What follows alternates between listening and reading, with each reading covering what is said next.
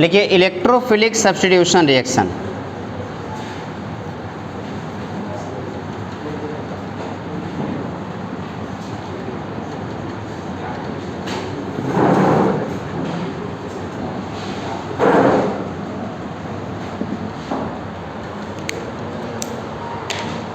Electrophilic substitution reaction देखें बेटा, electrophilic substitution reaction में अटैकिंग रिएजेंट कौन होगा? इलेक्ट्रोफाइल।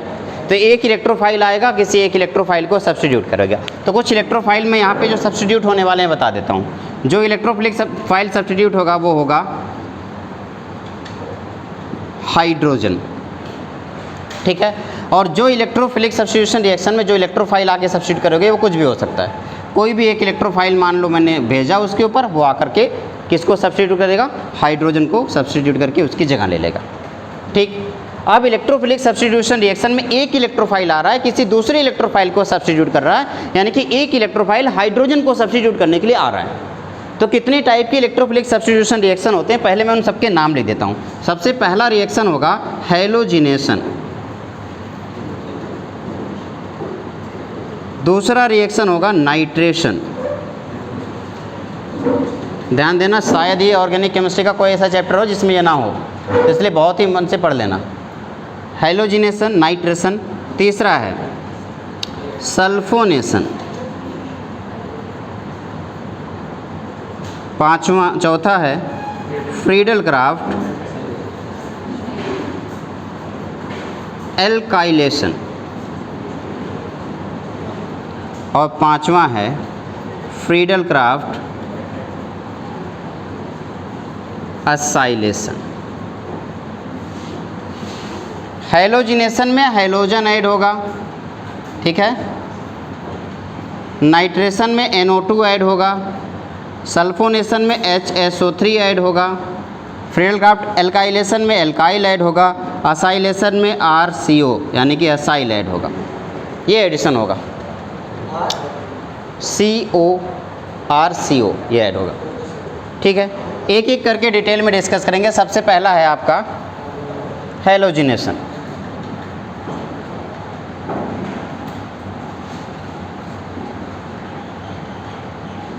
हैलोजिनेशन पहले मैं रिएक्शन लिख देता हूँ, बाद में मैकेनिज्म दे दूंगा। फिर से देखना, इसको ऐसे समझ लो, जब भी कभी कोई भी एलिमेंट बेंजीन के साथ जुड़ा हुआ है और उसके ऊपर लोन पेयर है, तो वो लोन पेयर अल्टरनेट पोजीशन पे आता है। तो यहाँ के छोड़ के कहाँ आएगा? यहाँ पे। यहाँ छोड़ के कहाँ आएगा? यहाँ पे। यहाँ छोड़ के कहाँ आएगा? यहाँ पे। तो बताओ ये कौन सा पोजीशन है? ऑर्थो। ये कौन सा है? ऑर्थो। ये कौन सा है? पैरा। और ये भी कौन सा है? ऑर्थो। तो इसका मतलब क्या हुआ कि जो लोन पेयर है वो ऑर्थो पैरा पोजीशन पे जा रहा है। और अब कोई इलेक्ट्रोफाइल है जो इलेक्ट्रॉन लविंग ग्रुप है, वो इलेक्ट्रॉन को ढूंढते हुए कहाँ कहाँ पे जाएगा? जहाँ इलेक्ट्रॉन दिखेगा, कहाँ दिख रहा है? Ortho para. यानी कि आप कह सकते हो कि इस टाइप का कोई भी ग्रुप होगा ऑर्थो पैरा एक्टिवेटिंग या डायरेक्टिंग ग्रुप के नाम से जाना जाएगा। तो बताओ हैलोजन जो है बेटा वो कौन सा ग्रुप है? Ortho para directing. किसके लिए? For electrophile. याद रखना, ये इलेक्ट्रोफाइल के लिए डायरेक्टिंग है, यानी कि इलेक्ट्रोफाइल ही इसके ऑर्थो पैरा पोजीशन पे आएगा। अब सवाल ये है, पहला क्वेश्चन मैं यहाँ पे लिख रहा हूँ, मैंने यहाँ पे बेंजीन लिखा, यहाँ पे मैंने लिख दिया Cl, और फिर मैंने हैलोजिनेशन है तो हैलोजन मैं इसमें ऐड कराऊँगा। हैलोजिनेशन क्या ऐड कराऊँगा? हैलोजन। अब हैलोजन अकेले काम नहीं करेगा, तो इसके लिए एक कैटलिस्ट चाहिए। कैटलिस्ट होगा एनहाइड्रस AlCl3, ये कैटलिस्ट का काम करेगा। अब एनहाइड्रस AlCl3 जैसे कैटलिस्ट का काम किया, अब आप कहेंगे कि एक Cl इसको जोड़ना है बेटा। अब बताओ वो Cl कहाँ कहाँ पे जोड़ूँ? ऑर्थो पे और पैरा पे। क्यों? क्योंकि ऑर्थो पैरा एक्टिवेटिंग ग्रुप है। तो आपने एक Cl ऑर्थो पे जोड़ दिया और एक Cl पैरा पे जोड़ दिया। एक ही साथ दोनों नहीं जोड़ोगे, अलग अलग। तो या तो ऑर्थो बनेगा, या तो पैरा बनेगा, या तो दोनों बनेगा। अब इसमें मेजर कौन होगा, माइनर कौन होगा? जिसमें रिपल्सन कम होगा वो मेजर, और जिसमें रिपल्सन ज़्यादा होगा वो माइनर। अब आपने कहा इसमें रिपल्सन कम है तो स्टेबिलिटी ज़्यादा है, तो ये मेजर हो गया। तो पैरा वाला हमेशा मेजर बनेगा और ऑर्थो वाला आपका माइनर बन गया। आपने कहा बहुत ही आसान था यार ये तो, लेकिन इसका मैकेनिज्म ज़रा समझ लेते हैं। एक ही का बताऊंगा मैकेनिज्म, बाकी का नहीं। इसके मैकेनिज्म में सबसे पहला काम जो Cl2 है ना बेटा, वो Cl2 एनहाइड्रस AlCl3 के साथ जाके पहले रिएक्शन कराता है, और जब AlCl3 के पास जाता है तो Cl plus plus AlCl4 minus बनाता है। अब मुझे कोई बताएगा कि इसमें इलेक्ट्रोफाइल कौन है, ये या ये? Cl प्लस क्या हो गया? इलेक्ट्रोफाइल। तो Cl प्लस हो गया इलेक्ट्रोफाइल। अब आपने कहा सर Cl प्लस इलेक्ट्रोफाइल हो गया, तो अब अटैक कौन करेगा, ये बात पता चल गया, कौन? Cl plus. दो बातें ध्यान देना, रिएक्शन करते समय दो बातें ध्यान देना कि एक तो अटैक कौन करेगा और दूसरी अटैक कहाँ करेगा। ये दो बातें पता चल गई, रिएक्शन आपको आ गया। कौन कौन सी बातें? अटैक कौन करेगा और अटैक कहाँ करेगा, बस खत्म। अब भाई आपको पता चल गया अटैक कौन कर रहा है, कौन? Cl plus. अब अटैक बताओ कहाँ कर रहा है, ऑर्थो पे और पैरा पे। तो आपने कहा कि सर अगले स्टेप में आप Cl प्लस को अटैक कराओगे और ऑर्थो पे अटैक करेगा और पैरा पे अटैक करेगा। मैं इसका पूरा मैकेनिज्म नहीं समझा रहा हूँ, समझा दूँ क्या? समझा दूँ? ठीक है। स्टेप नंबर 1 आपको क्लियर हो गया। अब स्टेप नंबर 2 की तरफ चलते हैं। स्टेप नंबर 1 यानी कि आपने इसको बोलते हैं जनरेशन ऑफ इलेक्ट्रोफाइल। ये स्टेप कौन सा हो गया? Generation of electrophile.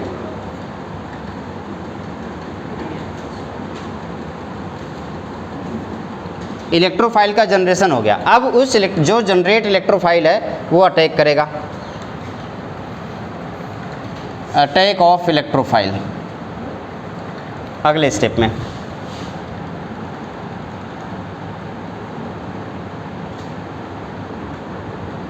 देखना बेटा, इलेक्ट्रोफाइल का अटैक है तो इलेक्ट्रॉन जहाँ पे वहाँ पे अटैक करेगा। हुआ क्या कि ये डबल बॉन्ड ऐसे ही घुमा होगा, और जब ये डबल बॉन्ड ऐसे घुमा होगा तो ये लोन पेयर इसके साथ आया होगा, हाँ या ना? तो इस तरीके से ये डबल बॉन्ड Cl बन गया होगा प्लस के साथ, और इस पर लोन पेयर आ गया होगा।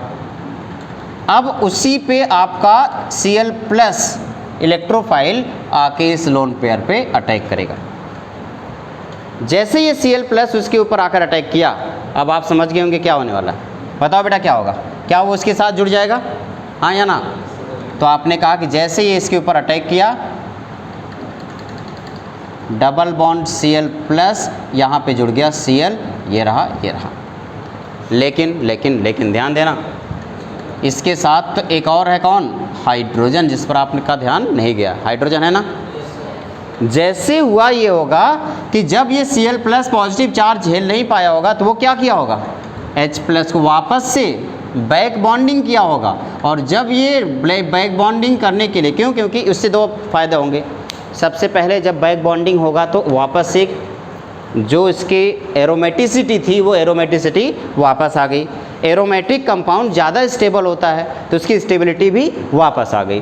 तो जब ये एरोमेटिसिटी वापस आती है, बैक बॉन्डिंग होता है, तो H प्लस यहाँ से क्या हो जाता है? गायब हो जाता है। और जैसे H प्लस यहाँ से गायब हुआ, आपका फाइनल प्रोडक्ट आपके सामने होता है। ये रहा Cl और ये सिंगल बॉन्ड Cl, और यहाँ पे ये किस पर हुआ? ऑर्थो पे। सेम यही पोजीशन किस पर होता है? पैरा पे। सेम यही काम किसके लिए होगा? पैरा के लिए। अभी ऑर्थो के लिए मैंने बता दिया, पैरा अपने आप समझ आ गया होगा। ठीक है, नोट करें इसको।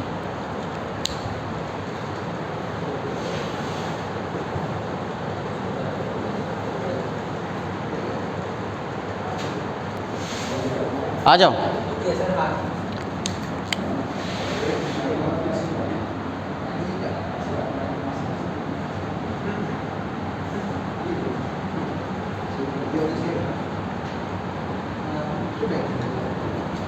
बता बेटा, प्रोडक्ट बताओ जल्दी से।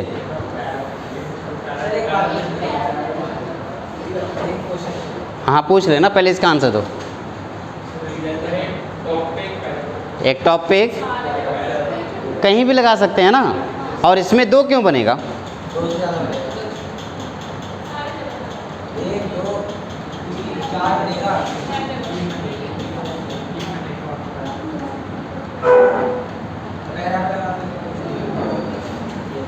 सिर्फ एक प्रोडक्ट बनेगा, क्योंकि सारे कार्बन एक जैसे हैं तो किसी एक पे लगेगा ना। लेकिन अगर मैंने इस क्वेश्चन को ऐसे पूछ लिया,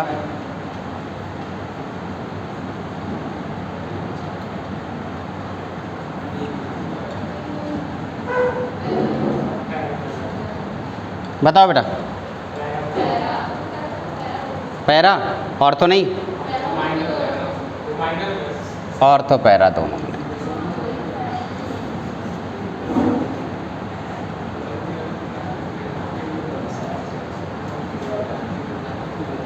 अब मेजर कौन सा है? पैरा वाला।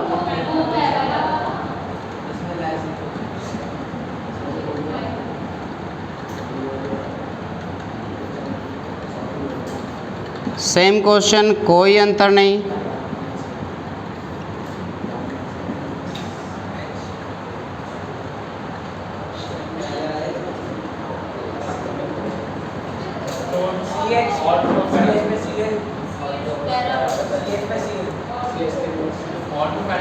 मैंने बोला था अंधेरे में रिएक्शन अलग तरीके से होता है और उजाले में अलग। कहाँ पे लगेगा?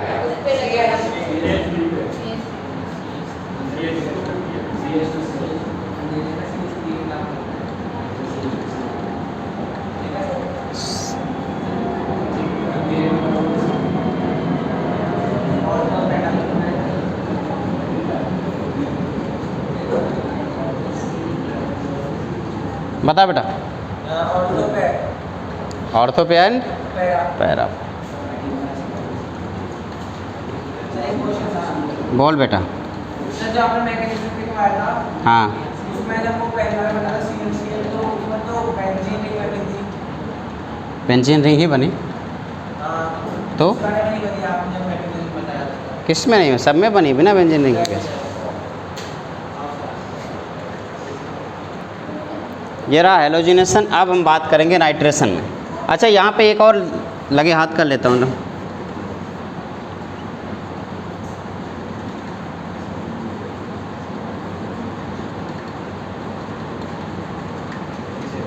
बताओ बेटा। ऑर्थो एंड, क्यों? क्योंकि ये लोन पेयर दिख रहा है तो ऑर्थो पेयर एक्टिवेटिंग होगा।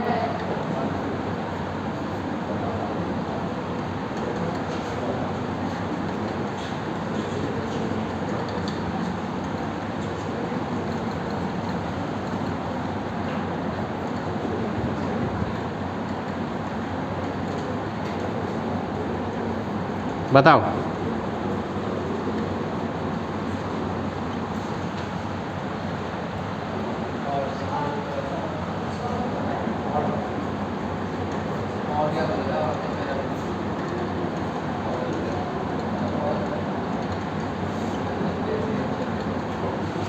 चलो अब हम बात करेंगे नाइट्रेशन के। हेलोजिनेशन कंप्लीट हुआ।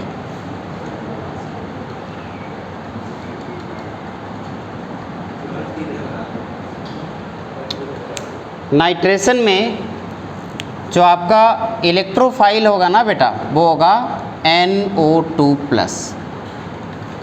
इलेक्ट्रोफाइल क्या है? तो कहाँ कहाँ पे जाएगा?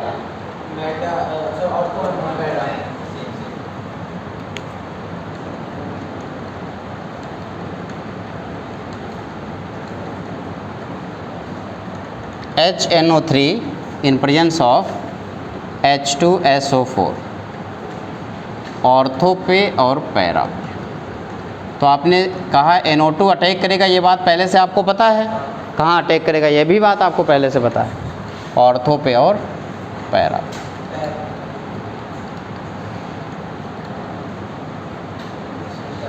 क्लियर है? आसान था ना ये? अच्छा, तो इसका आंसर देना।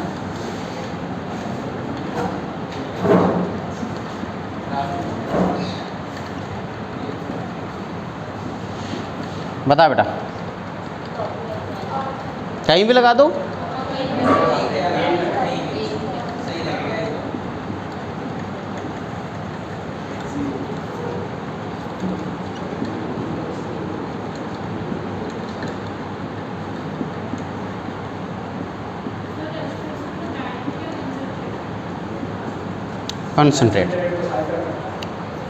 कॉन्सेंट्रेट इसमें डाइल्यूट कॉन्सेंट्रेशन का इफेक्ट नहीं पड़ेगा। इफेक्ट पड़ेगा जब अल्कोहल और अमाइन पढ़ोगे तो डाइल्यूट का अलग इफेक्ट पड़ेगा और कॉन्सेंट्रेटिंग का अलग।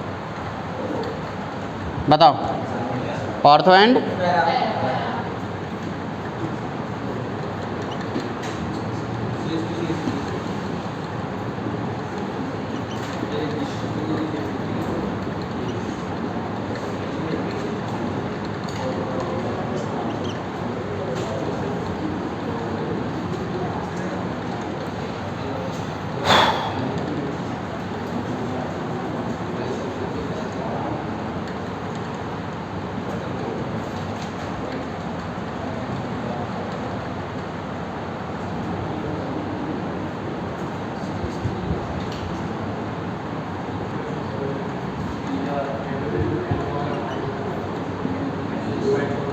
चल बता बेटा। सर वहाँ लगेगा बी आर पी इस साइड और नीचे दो। अब यहाँ पे इस वाला ऑर्थो तो पहले से ब्लॉक है, तो नीचे वाले पैरा एक तो पैरा पे लगेगा और दूसरे इस वाले ऑर्थो पे।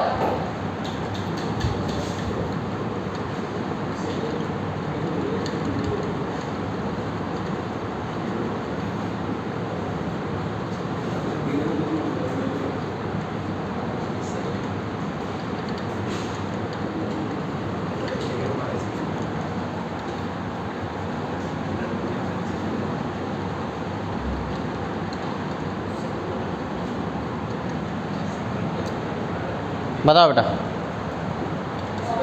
लगेगा एक लगेगा और दो पे बी आर पी साइड पे।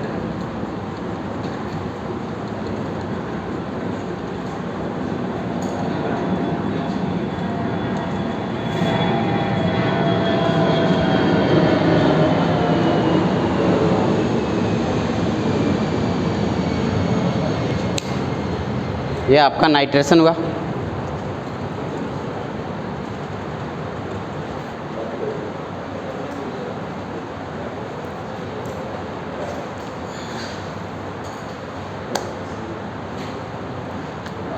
ये जो इतनी सारी चीज़ें आपको कराई जा रही हैं, हर एक स्टेप जहाँ जहाँ पॉसिबिलिटी हो सकती है मैं सब कुछ बता दिया हूँ। तो जब क्वेश्चन आएगा तो मैं उम्मीद करूँगा कि आप लोग कर लोगे। तो अभी हमारे पास हमने हैलोजिनेशन कर लिया और नाइट्रेशन कर लिया। अब किसके बारे में बात करेंगे? सल्फोनेशन के बारे में। आ जाओ, इसे रेज कर दूँ। इस वाले क्वेश्चन का आंसर देना।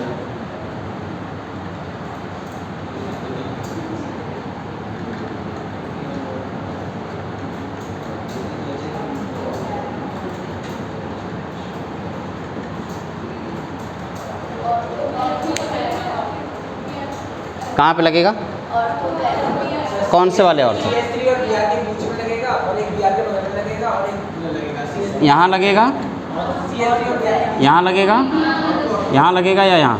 बीच में इसका ऑर्थो इफेक्ट ये है, ठीक है, और इसका पैरा इफेक्ट ये है। इसका ऑर्थो इफेक्ट ये है और इसका भी ऑर्थो इफेक्ट ये है, ठीक है ना। तो अगर मैं यहाँ लगाऊंगा तो ये इसका पैरा है और इसका ऑर्थो, तो कितनी जगहों पे चांसेस पॉसिबल हैं? हाँ, आप यहाँ पे और यहाँ पे, है ना। लेकिन यहाँ पे अगर आप लगा रहे हो तो उसकी स्टेबिलिटी सबसे कम होगी। क्यों? रिपल्सन।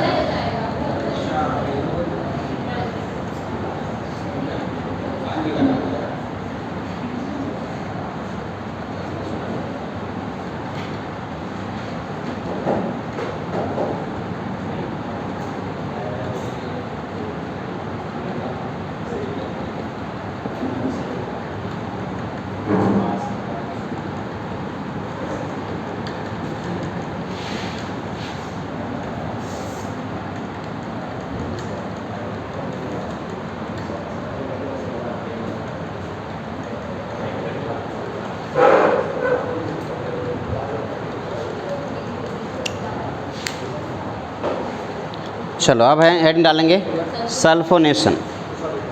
पहले इसे इरेज कर देता हूँ। सल्फोनेशन,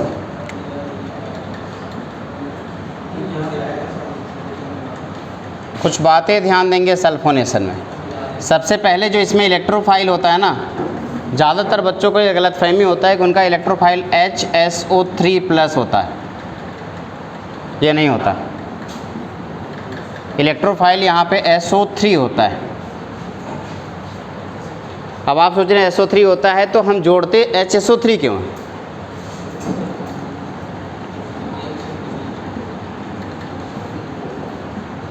H2SO4 का रिएक्शन H2SO4 के प्रेजेंस में होता है, या कई बुक में ओलियम लिखा हुआ है। तो ओलियम बेटा क्या होता है कि H2SO4 का डायमर होता है। तो H2SO4 का रिएक्शन H2SO4 के साथ करो, या oleum in presence of water, दोनों बातें सेम होंगी। कहाँ पे जाएगा? अब आपको ये बात तो पता है ना, कहाँ अटैक करेगा? ऑर्थो और पैरा। और कौन जा रहा है? HSO3+। अब आप सोच रहे हो कि सर एक बात बताओ, HSO3 जब इलेक्ट्रोफाइल आपका SO3 है तो ऐड HSO3 क्यों हो रहा है? याद करो रिएक्शन मैकेनिज्म में बताते समय मैंने एक हाइड्रोजन हटाया भी था, तो वो हाइड्रोजन जब हटेगा हटते हुए कहीं और नहीं जाएगा बल्कि इसके साथ आके जुड़ जाएगा। इसका मैकेनिज्म समझा देता हूँ ताकि आपको क्लियर रहे, ठीक है।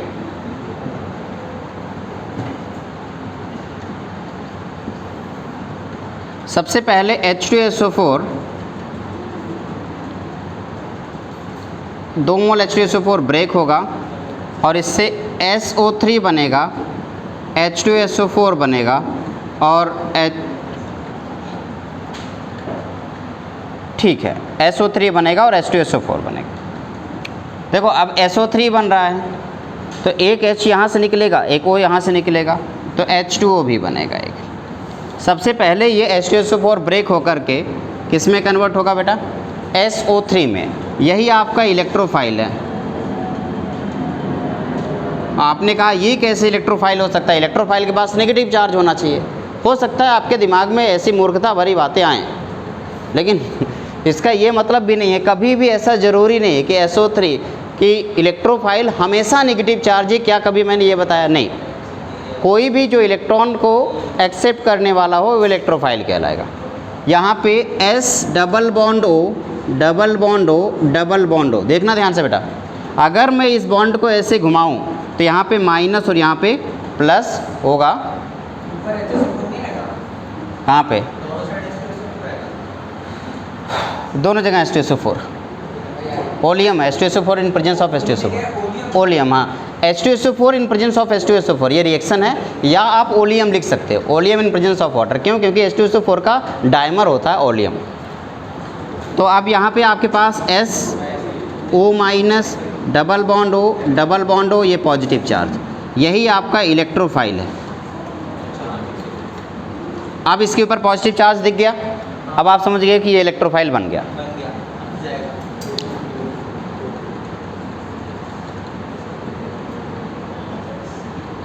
सबसे पहला काम क्या होगा? ये वाला डबल बॉन्ड घुमा होगा, ये डबल बॉन्ड घुमा होगा, यहाँ पे आया होगा माइनस, यहाँ पे आया होगा प्लस, हाँ या ना? ठीक है। अब आपका SO minus double bond O double bond O positive charge किस पर अटैक किया होगा? इस पर अटैक किया होगा। और जैसे ही इसके ऊपर अटैक किया होगा, ध्यान से सुनना बेटा, इस Cl के साथ यहाँ पे पॉजिटिव चार्ज दिख रहा है, ये इसके ऊपर कौन, इसके साथ एक हाइड्रोजन पहले से था, एक हाइड्रोजन मैं यहाँ पे दिखा देता हूँ, ये हाइड्रोजन, ठीक है। अब इसी के साथ जुड़ा है SO minus double bond O double bond O, ये देखो। अब अगर यहाँ से H प्लस को बगल में वो दिख रहा है तो यहाँ पे अटैक करेगा और ये बॉन्ड टूटेगा और वापस से प्लस माइनस मिलके डबल बॉन्ड बनाएगा। यहाँ से जब आप देखेंगे तो ये डबल बॉन्ड हुआ, वापस से ये डबल बॉन्ड हुआ, हाँ या ना? ये देखो, और ये डबल बॉन्ड पहले से था, और इस S के साथ कौन आया? OH double bond O double bond O, और ये रहा आपका Cl यहीं पे, जहाँ पे। क्या बात क्लियर हो रही है? तो क्या मैंने सेम ऐसे लिखवाया, HSO3 लिखवा दिया, तो डायरेक्ट मैंने HSO3 लिखवा दिया ऑर्थो पैरा पोजीशन पे। मैकेनिज्म से आपको पता चल रहा है HSO3 क्यों आया, जबकि HSO3 ने अटैक नहीं किया। जेई का बहुत ही फेमस क्वेश्चन है, what is the electrophile in sulphonation reaction? SO3। और 90% बच्चे क्या गलती करते हैं? HSO3 करके आते हैं, HSO3 प्लस, प्लस देख के आ रहे, ये प्लस है, इलेक्ट्रोफाइल है। ऑप्शन ऐसे देगा HSO3 minus, HSO3 plus, SO3, none of these. अब आप कहोगे देखो इलेक्ट्रोफाइल है तो पॉजिटिव चार्ज होगा, तो माइनस वाला तो हटा दो, नहीं हो सकता। अब एक SO3 हो ही नहीं सकता, कोई चार्ज नहीं है, HSO3 पे टिक करके चले जाओगे, और उस टाइम दिमाग भी इतना अच्छा काम नहीं करता। ठीक है, तो आंसर इस बार को ध्यान देना, ये है सल्फोनेशन।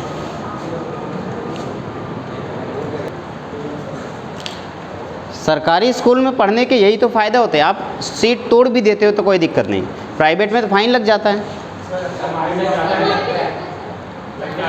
यहाँ भी लगता है फाइन?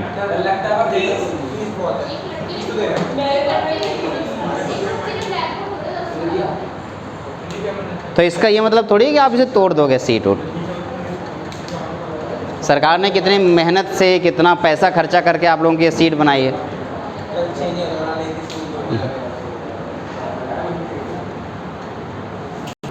देखेंगे Friedel craft alkylation.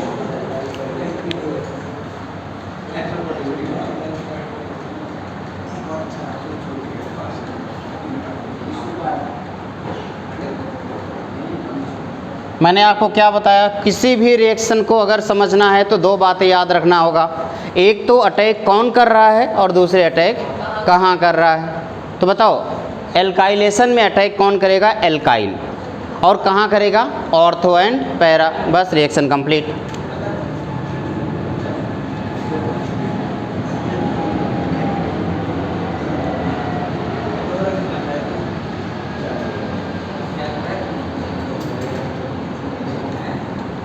Anhydrous AlCl3, देखो AlCl3 क्या करेगा? क्लोरीन को लेकर भाग जाएगा और बचा क्या? CH3+ अटैक करेगा ऑर्थो और पैरा को।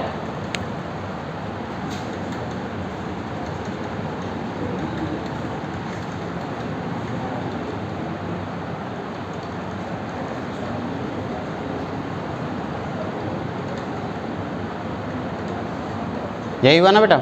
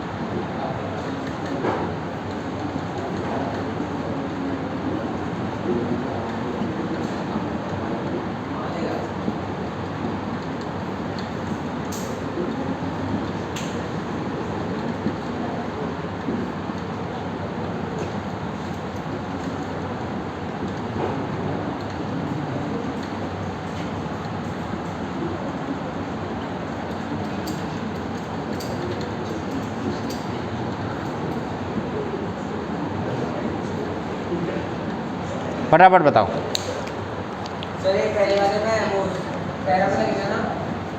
कहाँ लगेगा? नीचे नीचे ऑर्थो एंड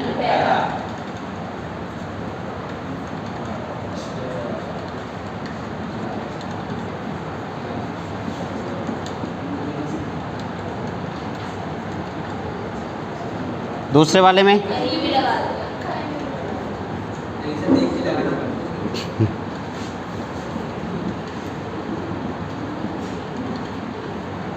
तीसरे में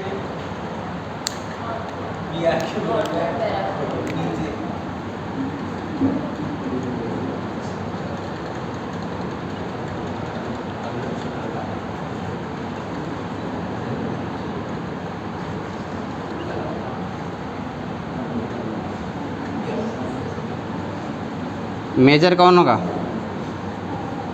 पैरा वाला, क्योंकि ऑर्थो वाले में रिपल्सन ज़्यादा है। फिडेलक्राफ्ट असाइलेशन,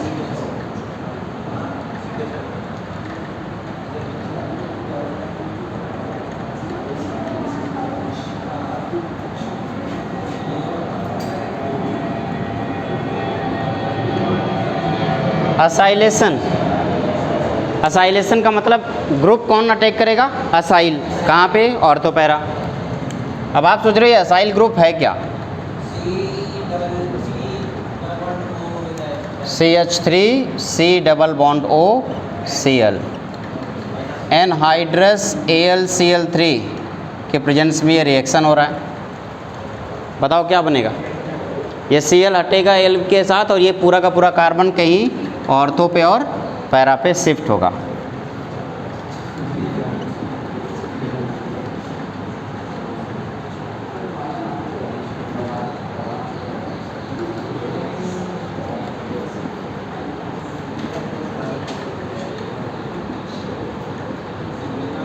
एक तो ये बना और दूसरे पैरा पोजीशन पे।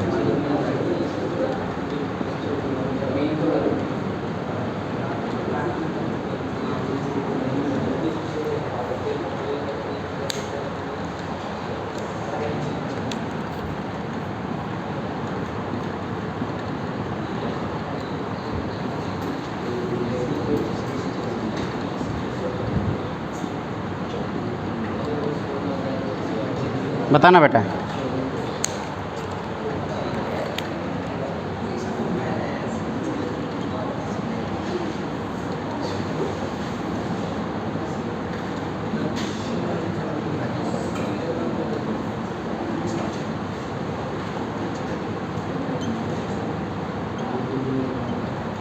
हो गया।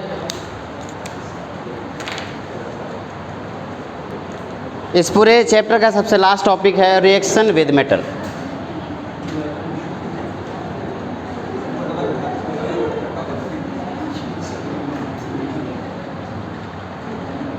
ध्यान देना बेटा, रिएक्शन विद मेटल में मेटल कौन सा होगा? सोडियम।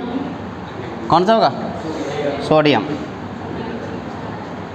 तो पिछली बार आपको वुड्स रिएक्शन पढ़ाया गया था, इस बार आपको फिटिक रिएक्शन पढ़ाया जाएगा।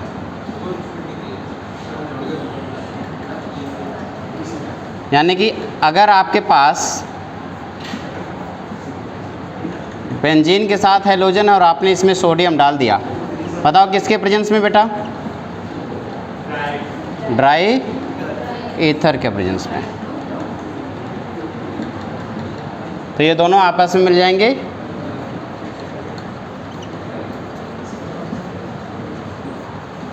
ये बन गया, है ना?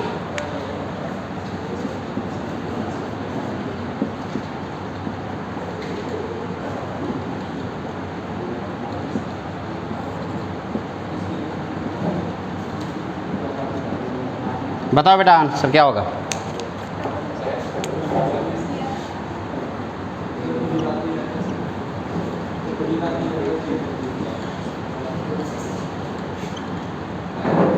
यही होगा ना? इसका नाम फिटिक रिएक्शन। और एक बार अगर मैं एक आर लगाऊं और एक आर लगा दूं तो वुड्स फिटिक रिएक्शन।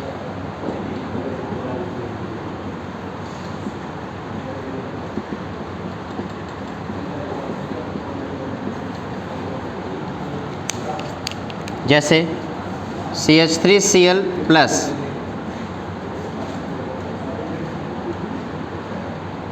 Cl,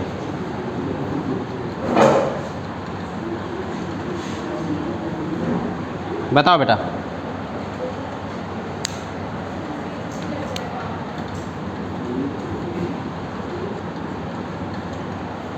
क्लियर है?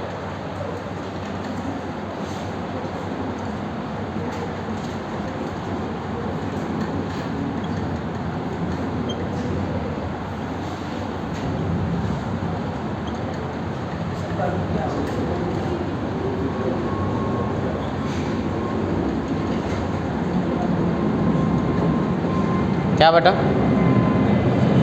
ये R है, यानी कि एलिफेटिक एल्काइल हैलाइड है ये, और ये अराइल हैलाइड है। जब एल्काइल एल्काइल के साथ जुड़ेगा तो वुड्स रिएक्शन, अराइल अराइल के साथ जुड़ेगा तो फिटिक रिएक्शन। जब एक एल्काइल और एक अराइल जुड़ेगा तो वुड्स फिटिक रिएक्शन।